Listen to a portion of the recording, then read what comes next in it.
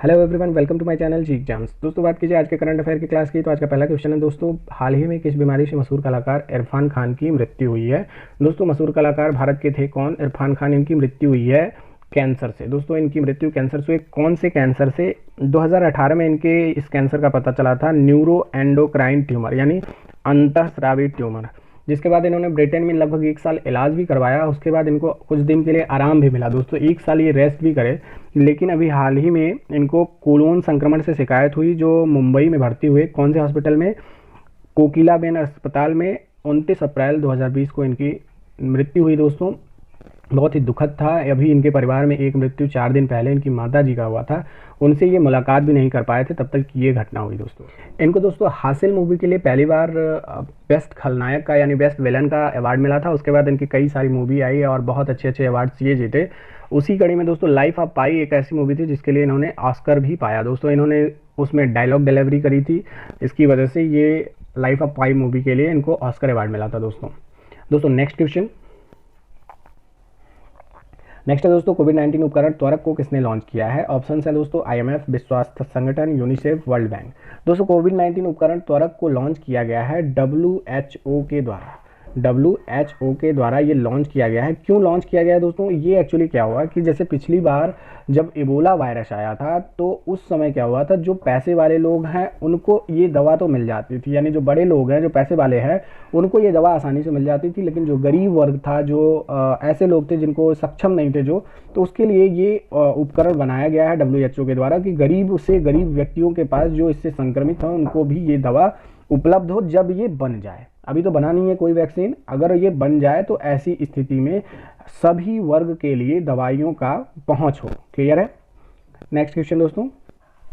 Next question है दोस्तों, चकमा और हाजोंग समुदाय खबरों में थे, वे किस राज्य के निवासी हैं? ऑप्शन है अरुणाचल प्रदेश, असम, त्रिपुरा, मणिपुर। दोस्तों बात की जाए, ये जो चकमा और हाजोंग समुदाय ये अरुणाचल प्रदेश से संबंधित हैं। एक्चुअली कौन है चकमा और हाजोंग, थोड़ा सा समझते हैं।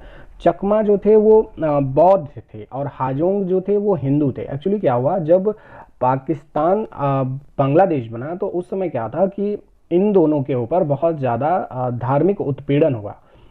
चकमा जो थे वो पाकिस्तान के चटगांव हिल ट्रैक्ट के निवासी थे, जो बाद में एक डैम बनाया गया था कैप्टाई बांध, जिसके कारण 1960 में उनका क्षेत्र पूरी तरह से जलमग्न हो गया था। तो उन्होंने उनको मौलिक स्थान छोड़ करके अपने भारत में अंदर आ गए थे। इनको भारत ने ये भी आश्वासन दिया गया है कि इनको भारत का नागरिकता मिलेगा, क्योंकि ये बौद्ध हैं। और हाजोंग जो है दोस्तों, हाजोंग समुदाय हिंदू धर्म के थे। इनका सबसे ज़्यादा धार्मिक उत्पीड़न हुआ था। इसकी वजह से हाजोंग समुदाय को सरकार ने ये कहा, सुप्रीम कोर्ट ने ये डिसीजन दिया कि हाजोंग और चकमा समुदाय को भारत का नागरिकता मिले। दोस्तों भारत के अंदर CAA जब विवाद में था तो ये भी काफ़ी चर्चा में थे। दोस्तों वर्तमान में सरकार ने एक अन्य योजना शुरुआत किया है सिर्फ इन जनजातियों के लिए कि इनको 5 किलो के हिसाब से आटा, गेहूँ, आटा, चावल और 1 किलो दाल की जो अभी प्रोग्राम सरकार कोविड-19 की वजह से जो प्रोग्राम चला रही है, उसी में इनको भी इन्वॉल्व किया गया है। इसी की वजह से अभी हाल में ये चर्चा में था। क्लियर है? नेक्स्ट क्वेश्चन दोस्तों। नेक्स्ट क्वेश्चन दोस्तों, किस संस्थान ने भारत में कोविड-19 के प्रसार का अनुमान लगाने के लिए एक वेब आधारित डैशबोर्ड प्रकृति विकसित किया है? ऑप्शन है IIT Jodhpur, ICMR, DRDO and IIT Delhi. दोस्तों बात की जाए, ये जो प्रकृति डैशबोर्ड है ये IIT दिल्ली के द्वारा डेवलप किया गया है। एक्चुअली क्या है, जैसे मान लीजिए कोई लोकेशन है या फिर कोई राज्य है, कोई जिला है, कोई कस्बा है, तो उसके लिए ये जो डैशबोर्ड है प्रकृति, ये क्या करेगा कि 21 दिन पहले ये बता देगा कि इस एरिया में इतने लोग इन्फेक्टेड थे, तो इससे कितने लोग और इन्फेक्टेड हो सकते हैं, यानी जो स्प्रेड वाली स्थिति है ये डैशबोर्ड अपने आप में बताएगी। तो इससे क्या होगा कि प्री प्लान कोई किसी भी चीज़ का किया जा सकता है। क्लियर है? Next question. नेक्स्ट है दोस्तों, किस राज्य सरकार ने कोविड-19 से मरने वाले पत्रकारों को परिवार को 15 लाख रुपए देने की घोषणा करी है? ऑप्शन है दोस्तों, दिल्ली, उड़ीसा, हरियाणा, महाराष्ट्र। दोस्तों बात की जाए, कोविड-19 से मरने वाले पत्रकारों के परिवारों को लिए 15 लाख रुपए वाली ये जो मनी है ये उड़ीसा सरकार के द्वारा बताया गया है। अगर कोई पत्रकार कोई न्यूज़ कवर करते हुए या फिर किसी भी कारणवश अगर कोविड-19 से अगर प्रभावित होता है या फिर उसकी मृत्यु होती है, तो उसके लिए उड़ीसा सरकार ने 15 लाख रुपए प्रति पत्रकार पर देने की बात करी है। क्लियर है? नेक्स्ट क्वेश्चन दोस्तों। नेक्स्ट है दोस्तों, किस देश ने कोरोना वायरस की वजह से पिच ब्लैक 2020 युद्ध अभ्यास रद्द कर दिया है? ऑप्शन है बांग्लादेश, ऑस्ट्रेलिया, दक्षिण अफ्रीका, चीन। दोस्तों बात कीजिए, ये जो पिच ब्लैक 2020 युद्ध अभ्यास था, ये ऑस्ट्रेलिया के साथ था। ये पूरे दुनिया में बहुत सारे देश इसके साथ अभ्यास करते हैं, भारत भी इसमें अभ्यास करता है। तो इसको अभी ऑस्ट्रेलिया ने रद्द कर दिया, किसकी वजह से? कोविड-19 की वजह से। क्लियर है। नेक्स्ट है दोस्तों, किसने 50,000 करोड़ रुपए का विशेष mutual fund bail out package की घोषणा की है? ऑप्शन है सिडबी, रेल मंत्रालय, नाबार्ड, रिजर्व बैंक। दोस्तों ये किया गया है रिजर्व बैंक ऑफ इंडिया के द्वारा घोषणा किया गया है। दोस्तों ये जो mutual fund bail out package क्या होता है, इसको थोड़ा सा समझ लेते हैं। म्यूचुअल फंड क्या होता है, इसको पहले समझते हैं दोस्तों। म्यूचुअल फंडिंग, जैसे मान लीजिए कोई व्यक्ति है, जैसे मैं हूँ, और मुझे शेयर मार्केट से रिलेटेड कोई कार्य नहीं आता, तो इसमें क्या है, एक व्यक्ति है जो अलग अलग व्यक्तियों से पैसा ले करके क्या करता है, वो शेयर मार्केट में पैसा लगाता है। मान लीजिए कोई दूसरा व्यक्ति है, कोई तीसरा व्यक्ति है, कोई चौथा व्यक्ति है, इससे इन्होंने पैसा लिया। ये जो व्यक्ति है इसने पैसा लिया शेयर मार्केट में पैसा लगाने के लिए। किसमें? शेयर मार्केट में। अब क्या हुआ कि जैसे मान लीजिए कि शेयर जो वर्तमान में कोविड-19 की वजह से सभी चीज़ों के गिर रहे हैं, तो मैं क्या सोच रहा हूँ कि अरे यार ऐसा ना हो कि हमारा पैसा घट जाए या फिर हमारे पैसे की वैल्यू कम हो जाए, हमारा शेयर का वैल्यू कम हो जाए। तो मैं क्या कह रहा हूँ कि भैया तुम एक काम कर लो, हमारा पैसा दे दो। तो हमारा देख करके कहीं ना कहीं ये भी प्रभावित होंगे और ये बोले कि भैया नहीं ऐसा है, हमारा भी पैसा दे दो। इसने कहा हमारा भी पैसा दे दो, इसने कहा हमारा भी पैसा दे दो। तो अचानक से इस व्यक्ति के पास पैसे की तो कमी हो जाएगी, क्योंकि इन्होंने पैसा शेयर मार्केट में लगा रखा है। अब हर व्यक्ति का पैसा इनको वापस करना है।